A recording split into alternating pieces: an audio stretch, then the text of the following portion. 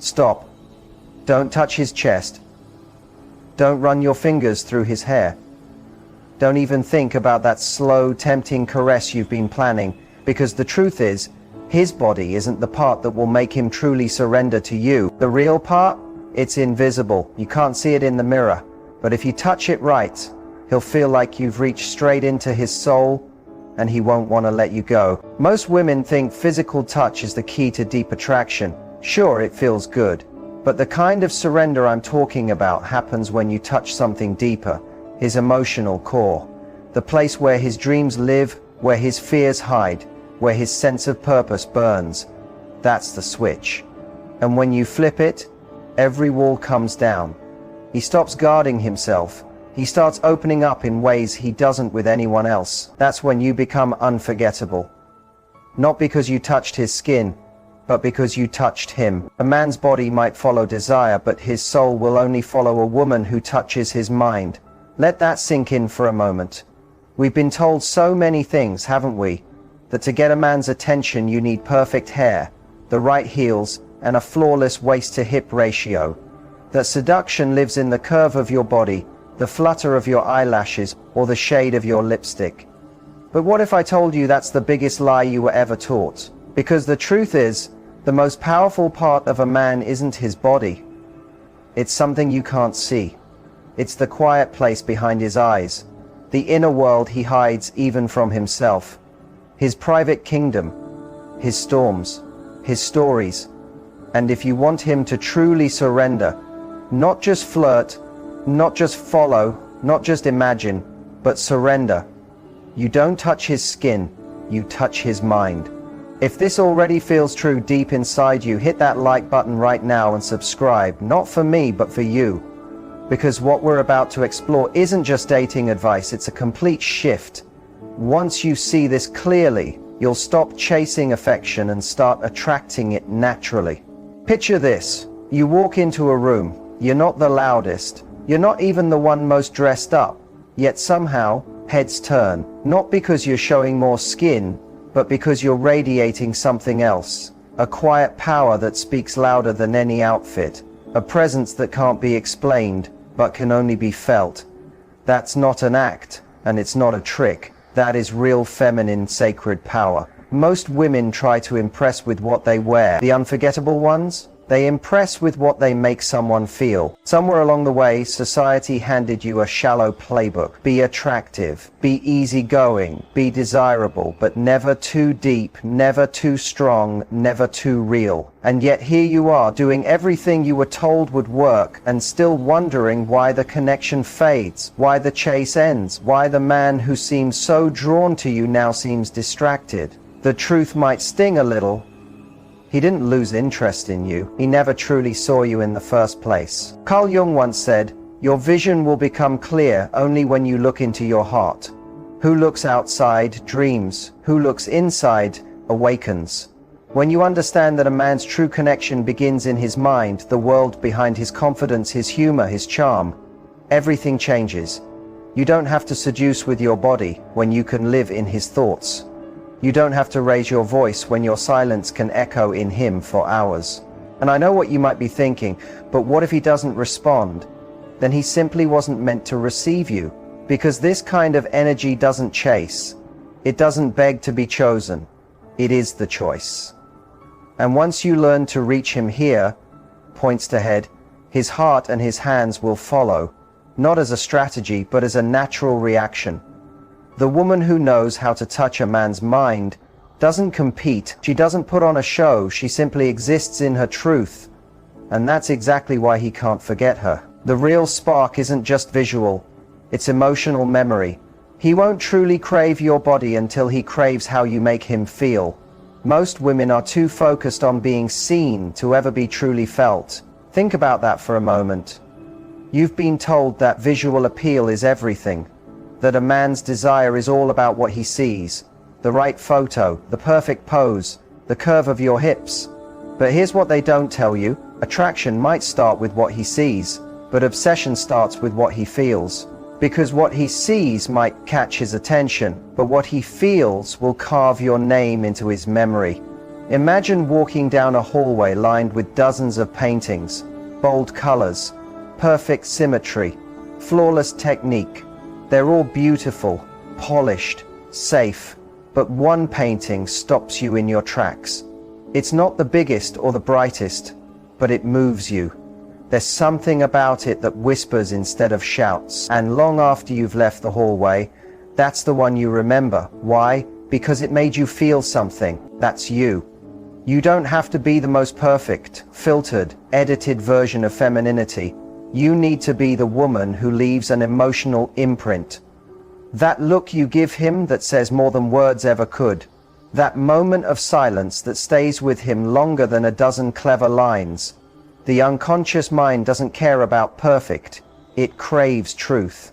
And truth isn't posed, it's felt. Carl Jung also said, until you make the unconscious conscious, it will direct your life and you will call it fate. That's as true in love as it is in life.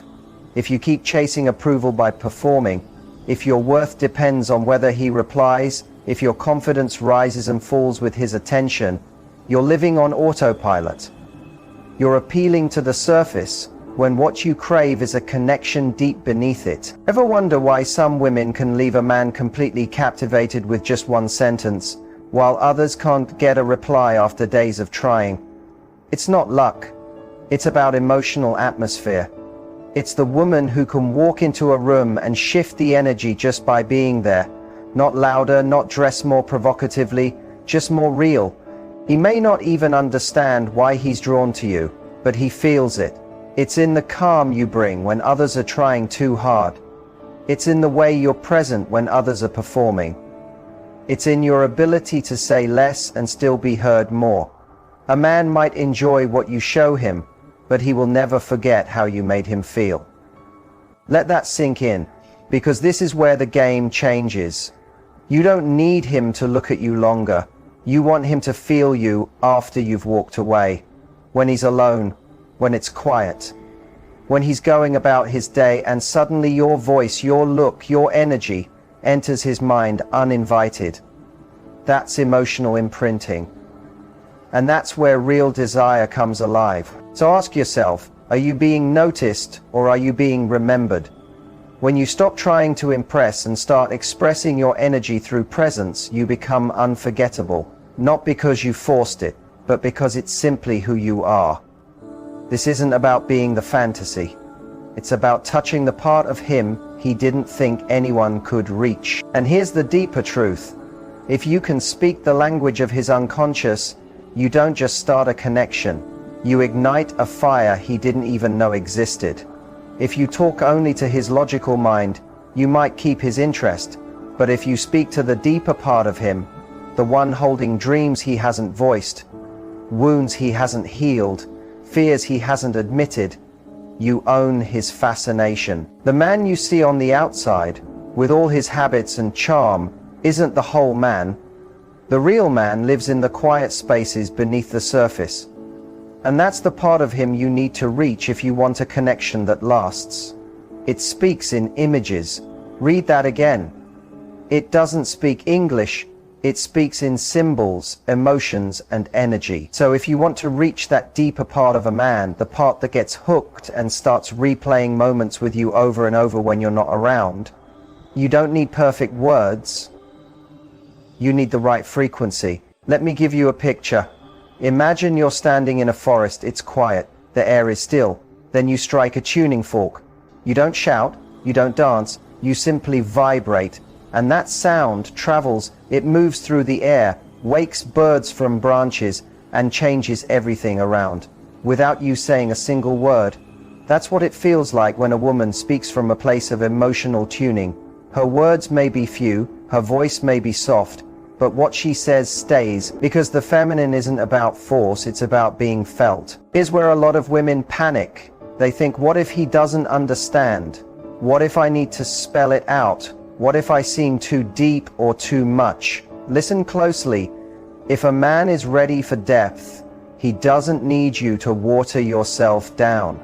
He will recognize your energy even if he can't explain why. So stop shrinking yourself just to be understood.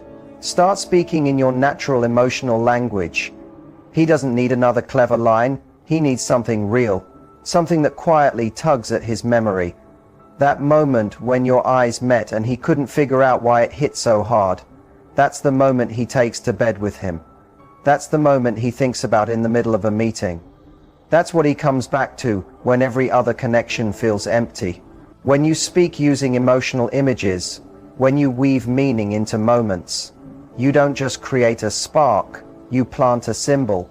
And symbols live forever. Now, let's go deeper into a form of feminine power most people overlook. How to imprint, not impress. There's a huge difference between being liked in the moment and being remembered in silence. It's not what you say, it's what echoes afterward. That's the secret most people never learn. It's the reason some women stay in a man's mind while others fade quickly. Let me ask you, have you ever said all the right things, been open, shared your heart, performed a version of yourself you thought he wanted, only to be met with indifference or silence, and then someone else enters his life, says very little, doesn't chase, doesn't perform, uses no tricks, and suddenly she's in his head. Why? Because she didn't try to impress him, she'd left an imprint. Impressions fade, imprints remain. Think of it like this. A room is filled with balloons, bright, floating, cheerful noise. And in the middle of it all, a single candle flickers, quiet, steady. Where does your attention go? To the flame, because deep inside, we aren't drawn to noise, we're drawn to meaning. That's how a man experiences the difference between a woman who performs for him and a woman who simply exists in her own presence. Men don't bond through performance, they bond through resonance, through a feeling they can't explain but can't stop going back to. And resonance isn't loud or obvious, it's subtle, intentional, quietly powerful. It's in the way you say his name softly, without urgency. It's in the way your eyes hold his gaze just long enough to say everything you're not saying out loud. It's in your comfort with silence, because you know a pause can say more than a page of words. The mind hears words, the unconscious feels energy. You don't need to tell him you're different, he'll feel it.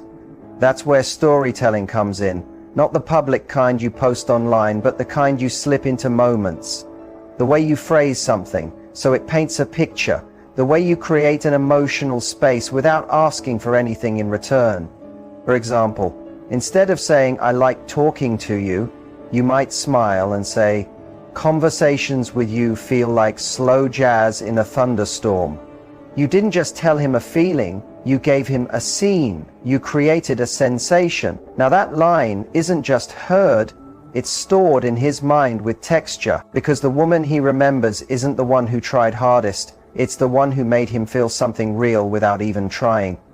So stop aiming for applause, start aiming for the echo that returns when he's alone, when he's least expecting it, when your words loop back into his thoughts, not because they were loud, but because they were true. Now let's talk about one of the most powerful ways to create desire, the art of the unfinished moment, the almost, the pause, the emotional cliffhanger. There are 3 small words that create instant chemistry: you and me. Not a pickup line, but a mirror, a small seed for memory. You and me isn't just flirtation, it's emotional architecture. When said with presence, it doesn't just land, it stays. Most people think connection comes from big statements. I like you, I'm into you, let's hang out. But deep chemistry is born in subtlety, suggestion, and symbolism. That's what you and me is. It's not a question, it's a possibility. When you say it with grounded confidence, not fishing for a reaction, not trying to impress, just letting the energy sit. You're not asking for a moment, you're opening a story. You and me on a rainy Sunday, dangerous combo. Feel that? It's not about complimenting him, it's about including him in a shared little world that didn't exist until you spoke it. You didn't demand anything, you hinted at a possibility. And the masculine mind loves possibility, it's wired to respond to creation. That's why you and me works. It's co-creation language. It's not me chasing you or you chasing me. It's us in the space between the lines. This is where many women miss the heart of feminine energy.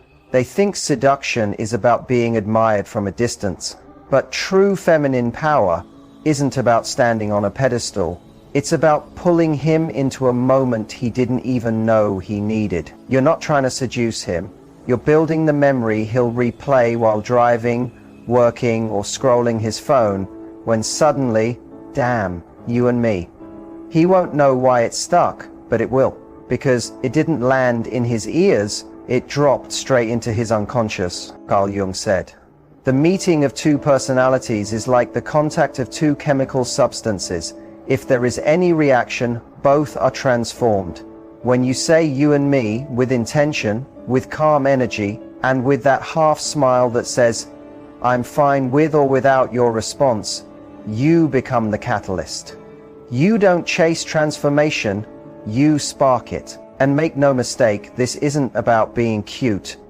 This is about being the kind of woman whose presence writes itself into memory, not through force, but through frequency. So the next time the vibe is light, the energy's flowing, and the eye contact holds, drop it. Softly, playfully, confidently. You and me. And then stop, let it breathe. You might not even notice when it's happening, but when a man starts putting less and less effort into the relationship, it's easy for your mind to jump to one scary conclusion. Maybe he's not as interested anymore.